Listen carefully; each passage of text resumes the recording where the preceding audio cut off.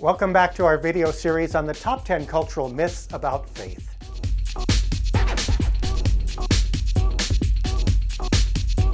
Here comes myth number 5, which is that the Old Testament God is a meanie and the New Testament God is a kumbaya God of love.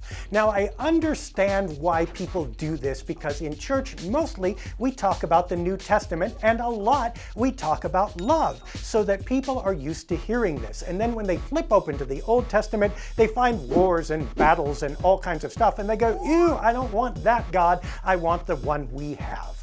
Spoiler alert, it's the same God.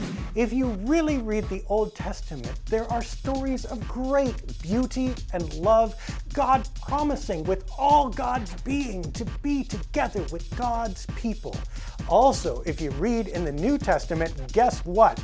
There's stories about misogyny and slavery and all kinds of stuff that's really icky, and that's even before you get into Revelation, where people are literally killing other people for their faith.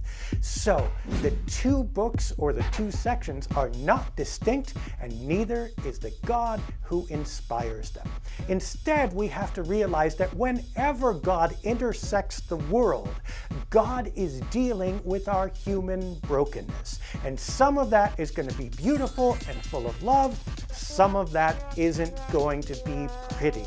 But that's not because God has changed. It's because it can't be all beautiful if the world itself is ugly. We have to acknowledge the truth of what's wrong before we can understand what's right, and both the Old and the New Testament do that.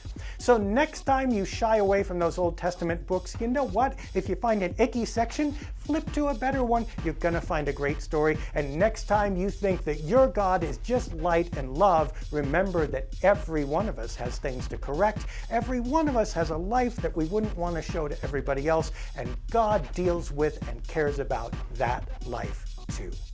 And that's myth number 5. We hope you're going to come back next week when we deal with myth number 4.